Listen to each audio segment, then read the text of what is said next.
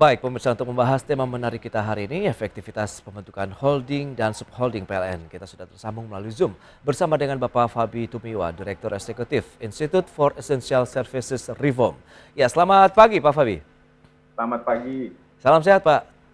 Sehat, sehat. Baik, terima kasih atas waktunya. Dan langsung saja kita, bagaimana nih tanggapan Anda dengan rencana pembentukan dari holding kemudian subholding untuk PLN?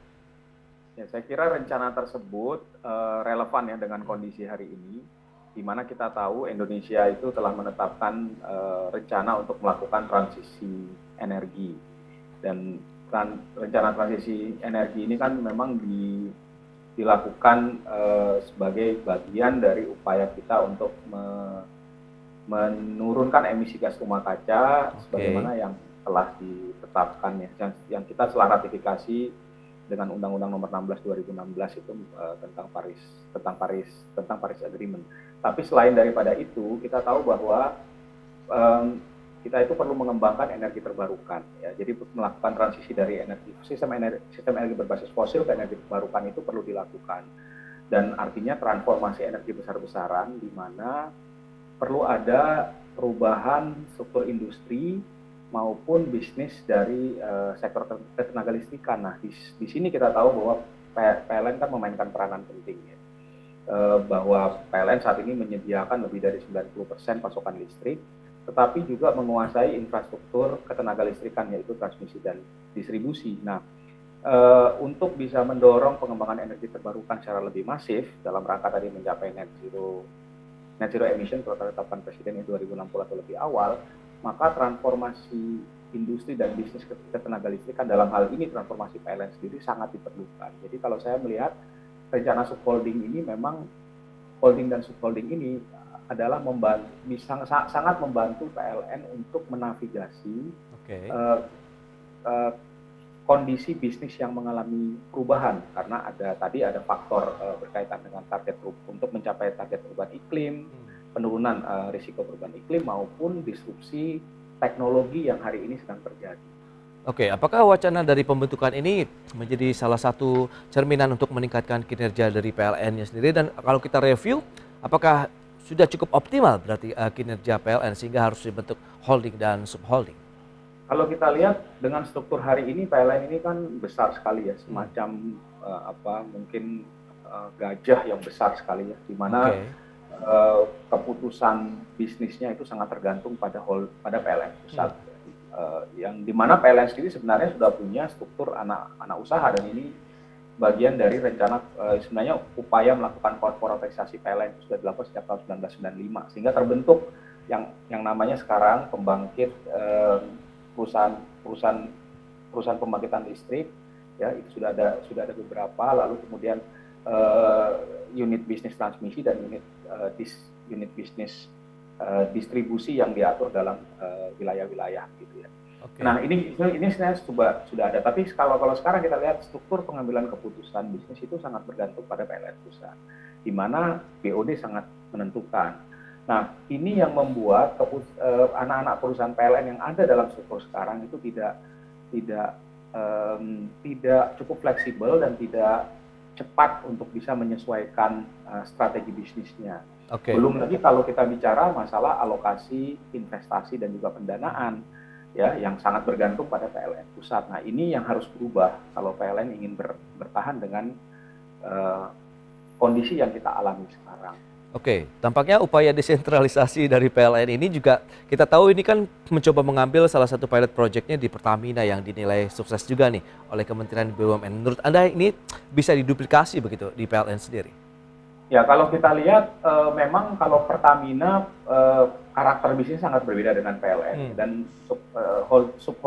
holdingisasi di Pertamina itu kan memang berdasarkan pada rantai bisnis ya, yang sudah ada, termasuk mengakomodasi transformasi bisnis Pertamina yang tadinya sangat heavy dengan oil and gas, sudah mulai melangkah mengantisipasi bahwa ke depan kebutuhan oil and gas itu akan berkurang ya, dan akan beralih ke listrik, sehingga kita lihat ada pembentukan usaha Pertamina sekarang yang Pertamina Power ya, yang memang punya target untuk mendorong pengembangan energi terbarukan sebagai bisnis Pertamina ke depan.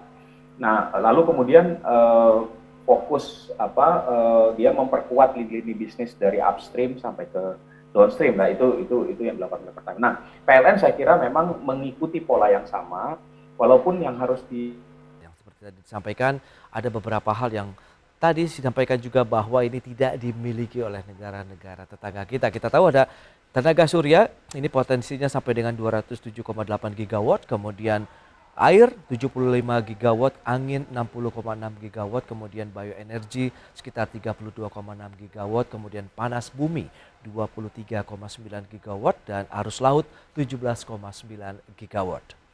Dan lanjut kita lihat dari sisi kapasitas pembangkit listrik ini di tahun 2021 masih dominasinya adalah PLTU ya, sekitar 36,98 gigawatt. Sementara selanjutnya ada PLTGU maksud kami, ini tenaga gas dan uap 12,41 gigawatt, kemudian PLTG atau mesin gas 8,54 gigawatt, kemudian PLTA 6,41 giga, PLTD 4,99 gigawatt, kemudian PLTS 0,15 gigawatt, kemudian pembangkit listrik tenaga energi baru terbarukan lainnya sekitar 2,07 gigawatt.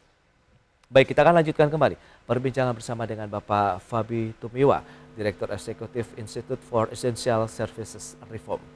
Ya Pak Fabi, kalau kita lihat data-data yang tadi disampaikan, nampaknya Indonesia dianugerahi banyak hal yang akan mendukung pengembangan energi baru terbarukan begitu, dan apakah ini juga sejalan dengan upaya tadi pembentukan holding dan subholding di PLN sehingga bisa mengcover nih semua kebutuhan tadi?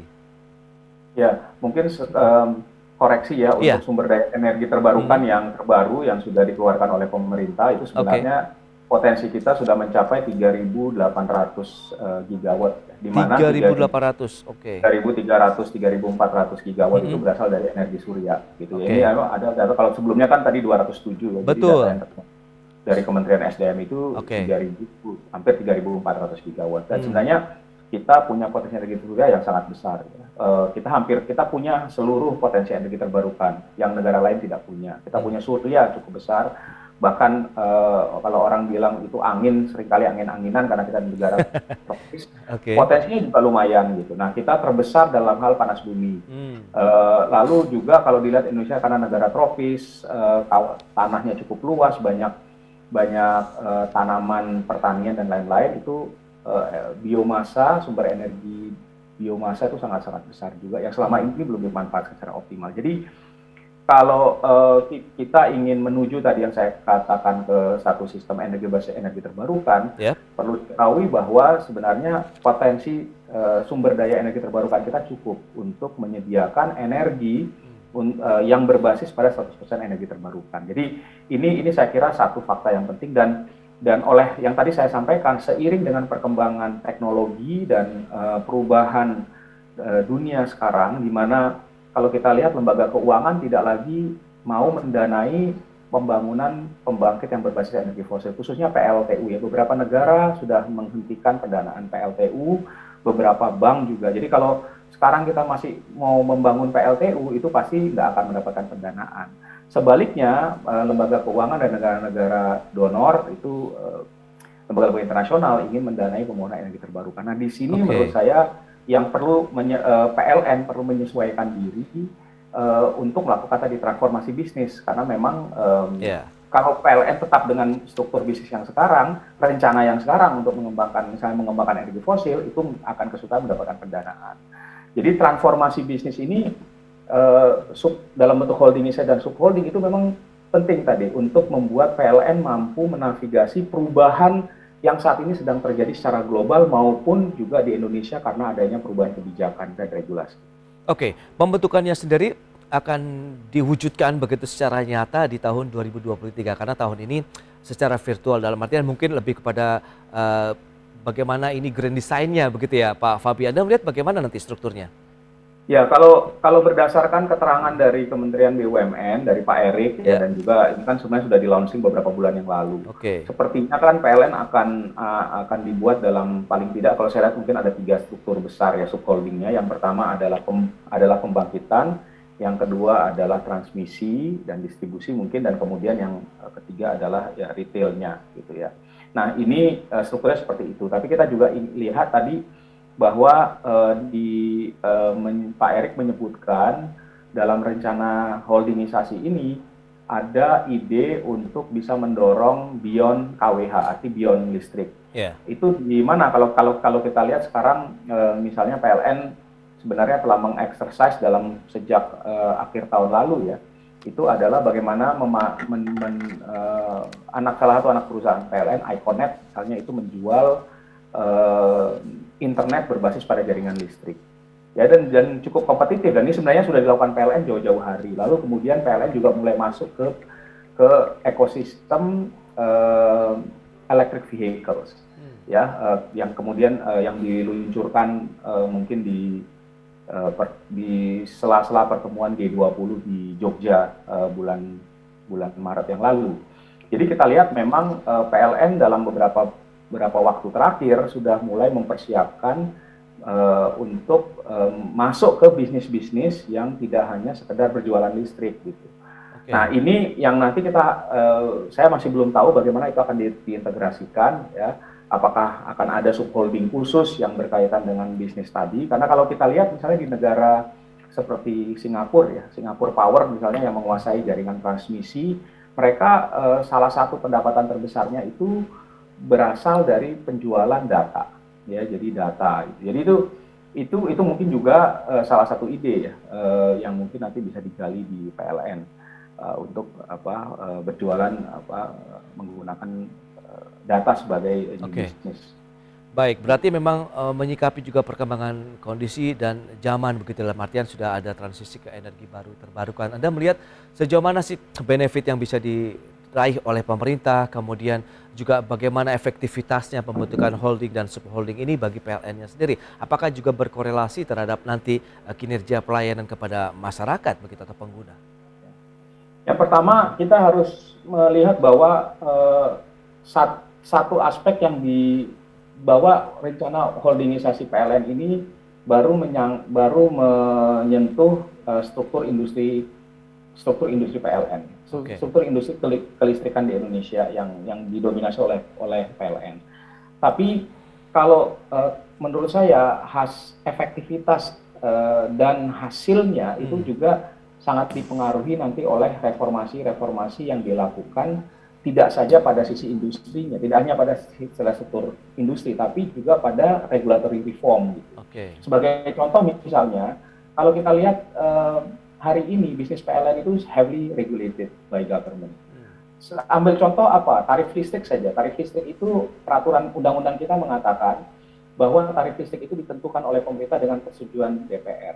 Tarif listrik itu sangat politis sifatnya. Padahal dengan kondisi regulasi yang hari ini mengenai tarif listrik itu PLN kesulitan untuk mendapatkan margin yang wajar sebagai public utility, sehingga mengurangi kemampuan dia berinvestasi. Nah, kalau struktur ini berubah, ya, tapi tidak dibarengi dengan structural reform yang lain, dalam arti misalnya tadi kebijakan harga energi, ya, dan lain sebagainya, itu dampaknya akan sangat minimal gitu terhadap efektivitas yang atau tujuan dari holdingisasi PLN tadi.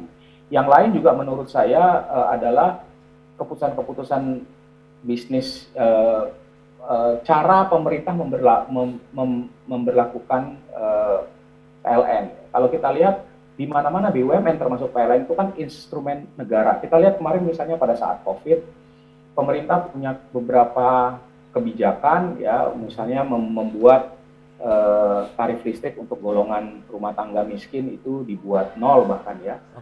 Dan untuk itu PLN diberikan kompensasi. Tapi kalau kita lihat pemberian kompensasi kepada PLN selama beberapa tahun terakhir itu selalu terlambat, sehingga akibatnya adalah cash flow PLN itu mengalami gangguan.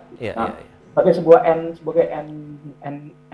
satu entitas bisnis, saya kira kalau perilaku pemerintah terhadap PLN itu tidak dibenahi, maka kondisi-kondisi yang bisa membantu PLN untuk tumbuh dengan satu iklim bisnis yang sehat itu tidak akan terjadi. Jadi yang mau saya sampaikan adalah perubahan struktur PLN itu satu hal, tapi di Iya. luar sana yang akan mempengaruhi itu banyak. Iya, iya, betul, betul. Ya, jadi tidak cukup membuat hanya Ya, sekedar holdingisasi gitu. betul. Jadi keseriusan pemerintah juga dilihat begitu di sana dengan pembentukan holding. Kemudian tadi, memang apabila ada insentif-insentif yang diberikan, yang pasti jangan sampai telat karena akan mengganggu cash flow dan nantinya kinerja apabila holding dan subholding ini juga terbentuk ya Pak Fabi. Betul. Jadi memang ini kita harus melihat ini dalam satu ekosistem ya, bisnis ketenaga listrikan di Indonesia yang ada aspek regulasinya, ada aspek peran dari negara, Oke. ya kemudian aspek bisnis penunjang dan lain sebagainya. Nah, ini yang juga harus dipikirkan ketika upaya rencana melakukan holding dan subholding ini. Yes, tadi juga salah satu tujuannya dari pembentukan holding dan subholding adalah kita ekspor untuk elektrifikasi, dalam artian ekspor listrik kita yang nanti akan berasal dari EBT. Dan sejauh mana untuk pembangkit listrik EBT kita saat ini, ketersediaannya, kemampuannya juga untuk mensuplai kebutuhan tadi apabila kita akan fokus kepada ekspor listrik ke depan. Ya, kalau kita lihat dari sisi bauran energi terbarukan ya dalam untuk pembangkitan listrik itu kan baru mencapai kira-kira 12%. Pemerintah punya target sesuai dengan RUN ya, Rencana Energi Nasional itu mencapai 25% pada tahun 2025. Memang diperlukan tambahan kira-kira 13 gigawatt dari sekarang sampai 2025 untuk mencapai target itu. Oke. Jadi memang kita masih harus mengakselerasi ya untuk bisa mencapai target bauran energi terbarukan. Yang kedua, memang negara-negara tetangga kita juga seiring dengan tadi upaya untuk melakukan dekarbonisasi sudah mulai mengubah sumber energi untuk pembangkitan listrik. Yang paling dekat yang kita tahu negara-negara kita adalah Singapura, di mana dia sudah merencanakan pada tahun 2035 25% dari sumber pembangkit energi listriknya itu berasal dari energi terbarukan. Itu totalnya kira-kira mencapai 3-4 gigawatt yang sudah di-announce. Nah, salah satu yang bisa memasok energi terbarukan tersebut itu adalah Indonesia. Dan kalau kita lihat sebenarnya sejak tahun lalu itu sudah ada beberapa proyek pembangunan pembangkit listrik tenaga surya di wilayah Batam dan Kepulauan Riau yang yang memang disiapkan untuk memasok kebutuhan itu. Nah, di sini sebenarnya kalau yang saya lihat yang menjadi penting karena ini adalah membutuhkan interkoneksi antar negara Indonesia dan Singapura. Memang yang jadi pertanyaan kabel listriknya atau transmisinya dari Riau ke Singapura itu siapa yang akan mengelola? Nah, mungkin di sini menjadi perannya PLN. Nah, PLN bisa mendapatkan bisnis itu. Jadi bisnis mentransmisikan listrik dari sumber energi terbarukan dari Batam ke Singapura dan juga mungkin seiring dengan rencana untuk adanya rencana untuk ASEAN Power Grid kedepannya bisa mengekspor ke negara-negara lain. Nah ini yang memang sampai hari ini kerangka regulasinya masih belum jelas ya. Bagaimana nanti itu akan dilakukan. Lalu kemudian juga mekanisme power wheeling yang sedang di renewable energy power wheeling yang juga menjadi kebutuhan kita. Mana PLN sebenarnya bisa menyewakan jaringan transmisinya untuk mentransmisikan listrik energi terbarukan ke konsumen-konsumen yang memang membutuhkan. Gitu. Ya, berarti sebenarnya pekerjaan rumahnya masih banyak ini Pak Fabi. Tapi Anda melihat sendiri target tahun depan begitu. Menurut Anda apakah waktu yang tepat juga nih untuk pembentukan holding dan subholding PLN? Kalau untuk target tahun depan itu sudah harus ya karena tahun 2024 sudah masuk tahun politik, jadi memang rencana holding itu harus diputuskan dan sudah saya kira perubahan struktur fisiknya sudah mulai terjadi karena itu kan akan ada separasi ya seperti kita lihat di holdingisasi di Pertamina ya. Jadi mungkin kalau saya bayangkan dua anak perusahaan pembangkitan PLN yaitu PJB dan Indonesia Power itu akan di-merger ya, kemudian perusahaan transmisinya itu akan dibentuk, kemudian unit-unit bisnis untuk distribusinya itu juga mungkin akan dibentuk dalam satu holding, lalu kemudian yang lain ya mungkin ada anak-anak perusahaan lain akan dijadikan subholding gitu ya. Jadi konsep tahun ini itu bisa dimatangkan karena akan menyangkut pada pengalihan aset dan kita harus karena PLN ini adalah BUMN maka pencatatan aset di neraca keuangan negara juga harus dipertimbangkan, aspek legalnya harus dipersiapkan ya untuk transfer aset itu, kemudian secara fisik mulai beroperasi tahun depan dan memang tahun depan itu menurut saya sudah ya paling lamban harus terjadi, karena kalau udah masuk 2024 ya sudah lain lagi ceritanya. Kan ini juga mungkin membutuhkan persetujuan dari DPR mungkin. Ada keputusan politik juga di sana begitu ya, Pak? Politik presiden harus sign gitu. Karena ini menurut saya sangat penting ya. Baik, kita tunggu saja nanti implementasinya seperti apa. Semoga pembahasan Green Design-nya tahun ini juga bisa segera terwujud, kemudian bisa diwujudkan secara real di tahun 2023 mendatang begitu ya. Pak Fabi, terima kasih banyak Pak atas sharing Anda berikan. Semoga ya kita tahu industri elektrifikasi di Indonesia juga semakin berjaya begitu dengan adanya nanti pembentukan holding dan subholding PLN. Terima kasih banyak, selamat melanjutkan aktivitas Anda kembali dan salam sehat Pak Fabi. Terima kasih, selamat siang. Baik, pemirsa, demikian perbincangan kami bersama dengan Bapak Fabi Tumiwa. Beliau adalah Direktur Eksekutif Institute for Essential Services Reform atau IESR. Dan 1 jam sudah saya menemani Anda dalam Market Review. Saya Prasetyo Wibowo beserta kerabat kerja yang bertugas undur diri. Terima kasih dan sampai jumpa.